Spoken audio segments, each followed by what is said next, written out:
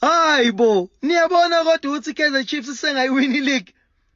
Isengayiwina uthini lo muntu? iChiefs isiwinile already ileague because isazodlala neSundowns ishaya, idlala nePirates ishaya. Vele lama games asele iChiefs izawina onke ukuthi 11 times 3 points kuzophuma 33 points plus lo now 33 points plus 33 points kuphuma 66 points ukuthi iSundowns nePirates akaye befike kulo ma points. Already lapha iPirates isine lose esithole kwiChiefs ayehla ama point. Already Sundowns isine lose ethathu kwiChiefs ayehla ama point. Kusana lama draws abasazowadlala awu 4-4. iPirates izoqeda ileague na 62 points, iSundowns izoba na 64 points, iChiefs na 66 points. Ubani bengakwazi lokho? Ubani bengayazi lokho? Wonke umuntu uyazi lento ukuthi iChiefs izoyiwina le league. Kuclear lokho, kuclear.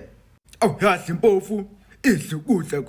Lesithombe, thatha lesithombe lesi. Uzosibona ngo May iChiefs isithatha ileague. Shapa khosi shapa.